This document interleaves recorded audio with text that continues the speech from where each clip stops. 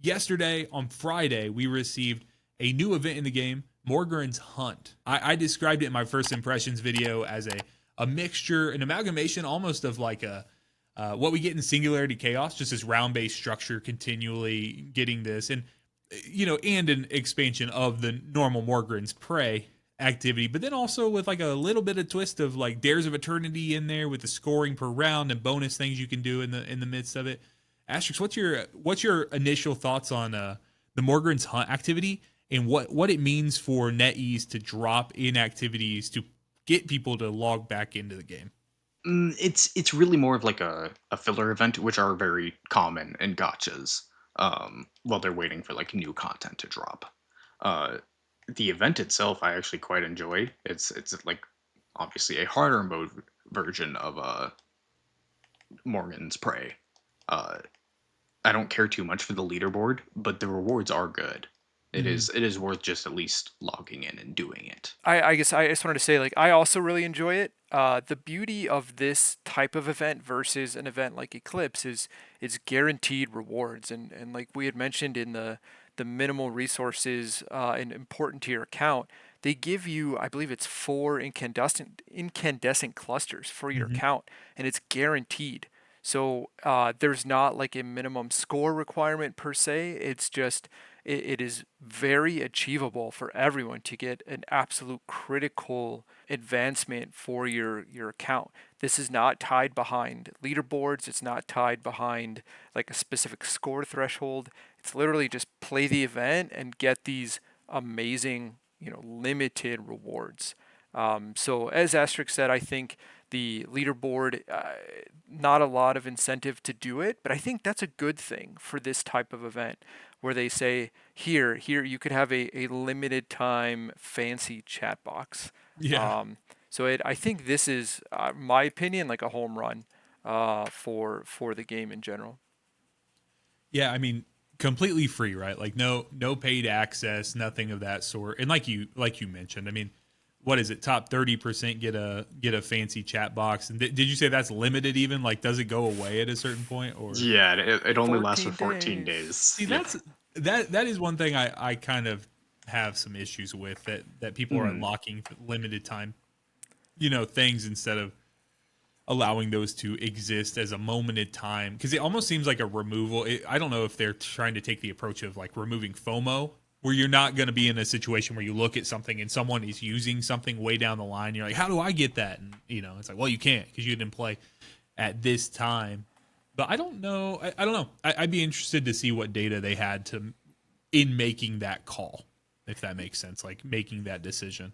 Yeah, they did that a similar thing like that for Eclipse as well, which is a completely different type of event. But Yeah. even for placements there, the only thing that actually stayed that will stay from that event is the banner or the emblem. Yep. The all the other rewards are either limited time or got moved to access to everyone. Anyone can have the ghost now. Sure, Yep. it's a very small drop rate, but you can get it. So it's kind of interesting to see how they're handling those. Maybe you're right. Maybe it is FOMO, but it's. I think we'll see a very different change here in the next cycle of events as they get player feedback on those types of things. It'll be really interesting to see for sure. For anyone who doesn't know, Morgan's Hunt, again, it's a round based structure between you're activating these wishes through Morgan, which actually they give you, sometimes they'll give you little benefits, but there's always like a negative twist to it, right? That's the Alamkara, like wish magic thing, shtick inside of Destiny, where you're going to wish for something, but you'll get a positive, but you're going to also get a negative, that monkey's paw type feeling. But as you push up round over round, you have the opportunity. I don't know. Do you guys know, is it a set like round checkpoints where you get keys, or is that an RNG thing at the end of rounds where the keys drop? It's set rounds. Okay. Yeah, set So, rounds and set perks. So they offer okay. you Yes, the same two perks or wishes, wishes. and they give you the same and you get keys at the same threshold. So it's Okay. very repeatable. Do you know what thresholds those are for the keys? Yeah, it's I'm looking at it right now. It's 2, 3, 5, 6, and 8.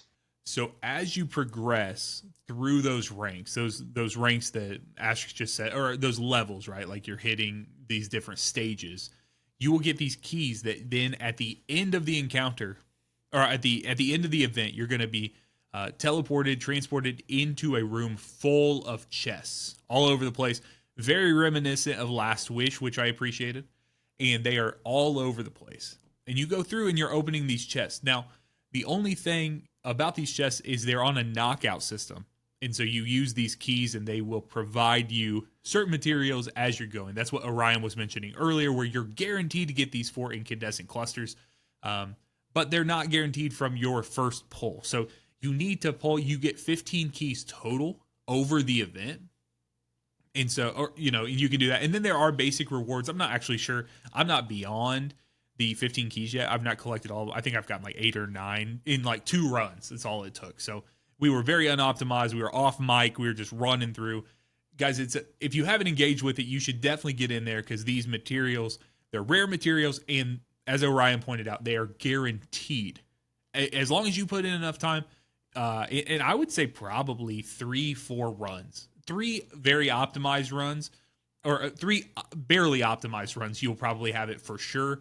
You could do less with more optimization than I did.